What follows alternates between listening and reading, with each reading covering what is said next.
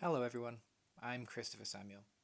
Today I'm going to talk about how to use schema theory and authentic materials to enhance reading classes for EFL students. But before we start, I would like to take some time to thank the organizers for putting together this event and allowing people to continue presenting and sharing their ideas in such unprecedented times.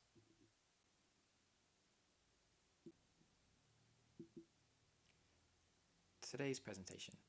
We'll first start with a short introduction outlining the benefits of using schema theory and authentic reading materials in English as a foreign language, or EFL, classroom settings. Then we will discuss text selection, and we will discuss the importance of the text selection process. Then we will discuss schema theory. We will discuss how schema theory can be of great value in the successful exploitation of authentic reading materials. Finally, we will finish with some examples of classroom activities that can be used in conjunction with authentic reading materials and schema theory. Why use authentic materials? Motivation. The British Council's Teaching English Guidelines identify the use of authentic reading materials in higher level courses as critical for student motivation and provoking imagination. Although authentic reading materials can also be used in lower level EFL classes with the correct activities, such as those to be outlined at the end of this presentation. Next, natural English. The use of authentic materials in English as a foreign language, or EFL classroom settings, could certainly be seen as an effective motivational tool, as they offer students the opportunity to interact with natural English, which has not been altered or made easier for language learners. If the materials are utilized in a manner that results in a successful learning outcome, then this sense of accomplishment experienced by the learner can be highly motivational. Benefits. Motivation. As previously mentioned, if students have had a limited exposure to authentic reading material with the correct text and activities, introducing them to the benefits of reading authentic materials could increase their motivation to read. Successful comprehension of an authentic text intended for native speakers provides students with a sense of satisfaction that they are not able to get from textbooks. The use of authentic texts allows students to feel they have achieved genuine communication. Variation in the kinds of language the students encounter is an important factor in fostering a desire for further reading and encouraging reading for pleasure. Encouraging students to read for pleasure and associating a sense of enjoyment with reading will increase students' motivation to read, which eventually benefits their acquisition of the target language.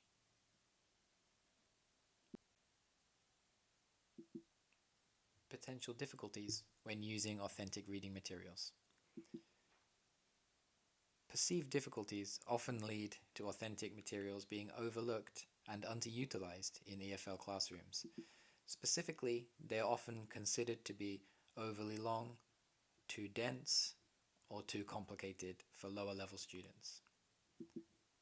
What can be done? It is crucial to carefully consider text selection and to utilize elements of schema theory, as well as creating appropriate activities.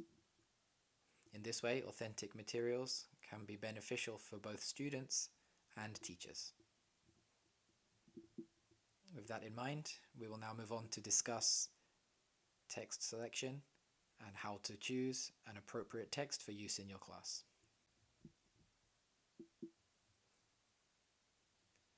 When selecting a reading text, it is important to consider a number of factors: the authenticity of the text, the difficulty of the text, and how relevant it is to the students, both culturally and how applicable it is for the planned activities. Authenticity. Taking into account that one of the goals of most reading classes is to introduce students to natural English, the authenticity of the text becomes an important part of the text selection process. In order to evaluate the authenticity of the text, it is first important to consider what makes a text authentic. Harmer defines authentic materials as language where no concessions are made to foreign speakers. It is normal, natural language used by native or competent speakers of the language. Textbooks and coursebooks are often designed specifically for language learners with various concessions to non-native speakers, so they therefore would not be considered authentic texts. Although specially designed materials are important, or sometimes necessary for L2 learners, an over-reliance of them could be seen to be a hindrance to language acquisition and fluency. One such problem with using only non-authentic texts is that the designers of the coursebooks and syllabus may miss some of the aspects of the language used in real-life situations. Difficulty.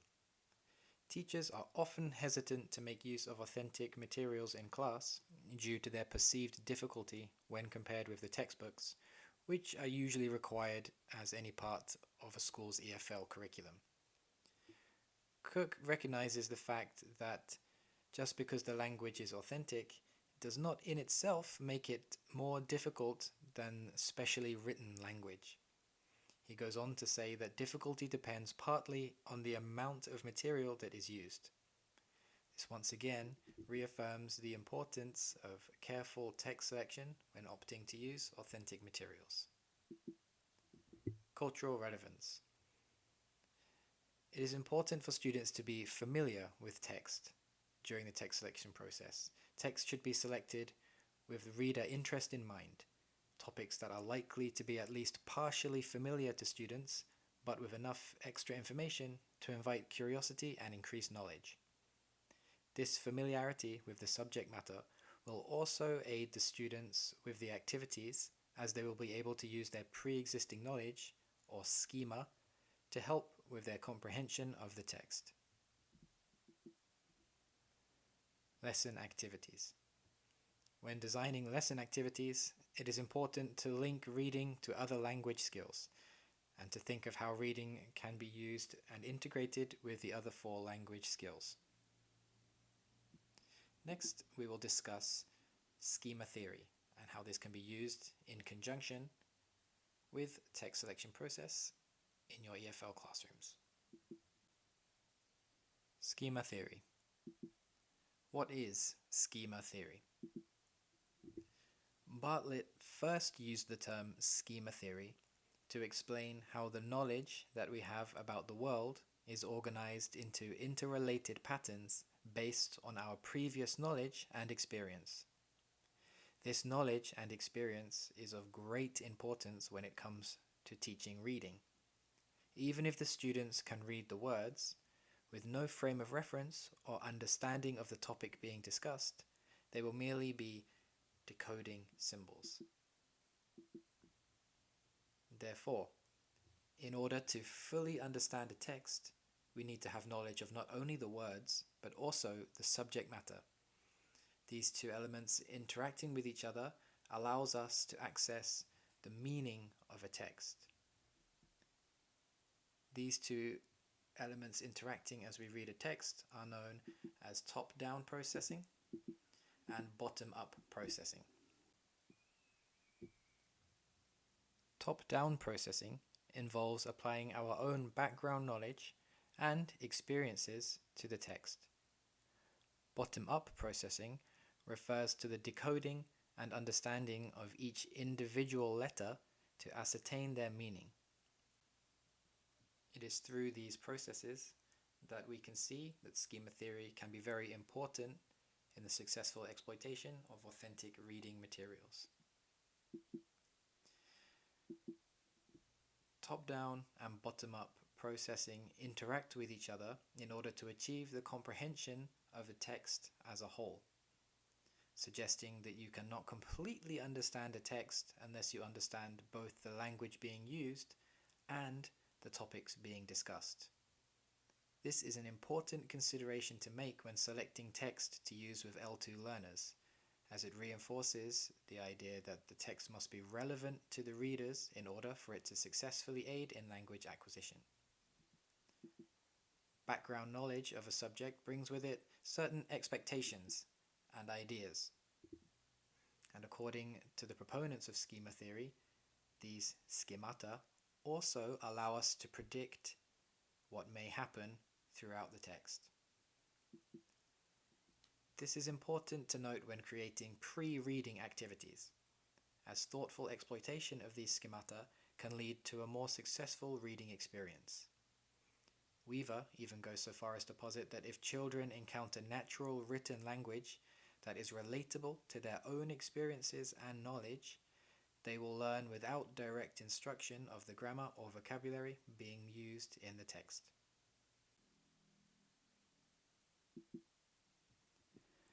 Taking everything discussed so far into consideration, I have designed a number of activities that I feel will facilitate successful exploitation of the selected authentic texts for learners of varying ability levels.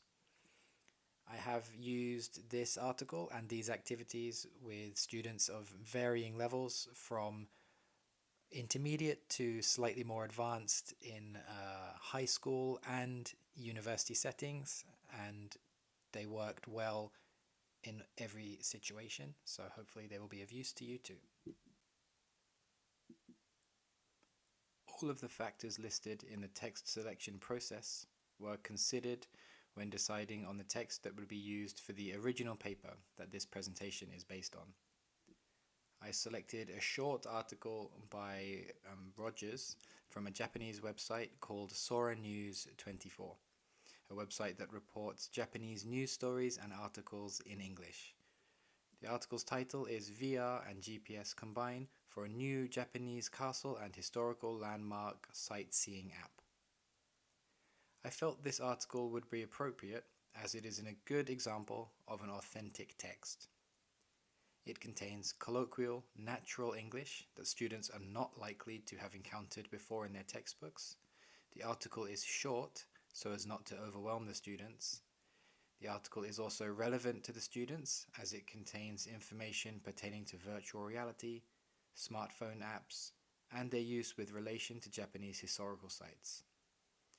These should all be topics that students are not only familiar with, but also have an active interest in. One successful innovation for the teaching of reading comprehension in cognate language is the teaching of comprehension strategies, making and confirming predictions, summarizing, questioning, and clarifying. To accomplish this, the activities are broken up into pre, while, and post-reading. As mentioned earlier, when designing reading activities, it is important to link reading to the other language skills, and to think how reading can usefully be integrated with the other language skills. To this end, group discussions have been included to practice speaking, listening, and consolidation. A writing task has also been included and intended to be used as homework. This is meant to not only consolidate the contents of the class for the students, but to also ensure the inclusion of all four of the major skills: reading, writing, listening, and speaking. These are the four skills that many EFL classes require students to study. Variety is important in enabling the students to use their different reading skills in appropriate ways. The recommendation is to integrate a rich mix of activities, which was taken into consideration when designing the following activities. The pre-reading activities are designed to activate the student's schemata in order to help with comprehension and to create interest in the text to aid in student motivation. The while reading activities are designed, as noted above, to provide the students with the opportunity to use their different reading skills to exploit an authentic text with student schemata. Finally, the post-reading tasks were designed and administered to help the students assimilate and to reinforce the knowledge obtained from the pre-reading and while reading tasks.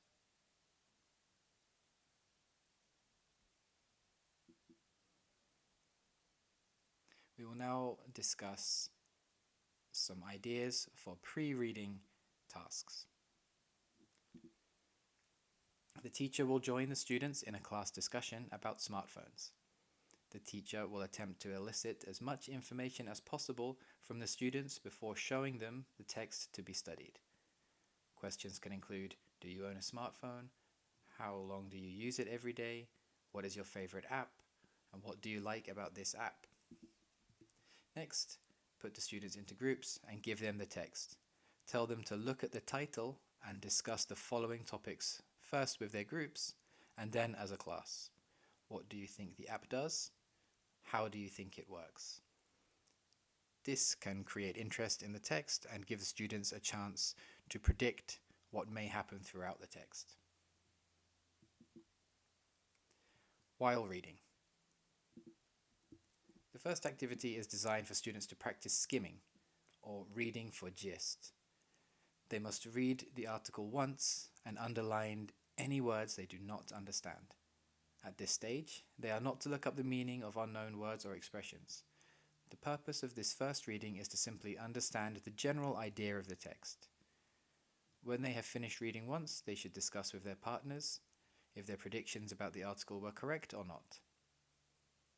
After finishing the discussion, the teacher should ask the whole class for any words they did not understand from the text and then write them on the board.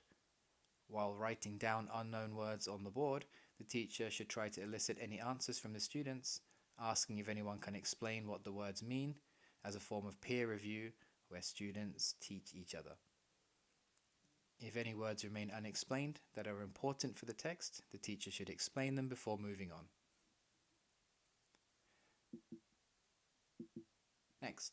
The next activity is designed for the students to practice scanning, or reading for specific information.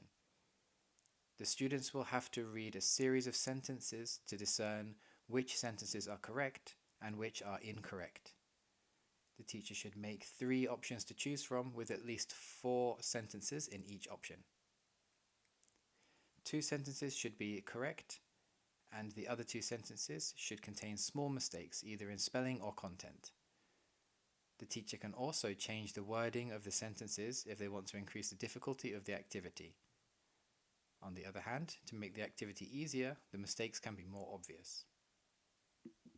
The last activity is designed for the students to practice their reading comprehension. They must answer a number of comprehension questions. The number of questions given can be determined by the time allowance of a given class. However, in our teaching context, we deem 4 questions to be an appropriate number at the university level.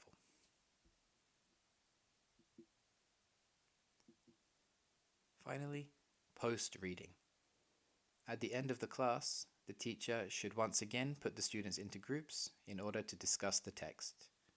The discussion topics can include why the students liked it, why they didn't like it, and what they learnt from it. This is a good way for the students to share their thoughts and opinions and to communicate with each other in English.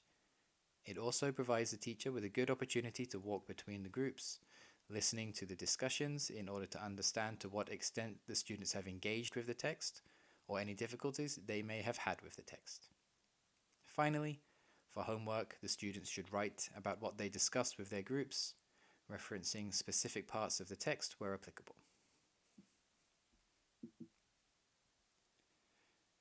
In conclusion, facilitating successful interaction with reading materials intended for native speakers can act as a source of motivation by creating a sense of accomplishment for the students.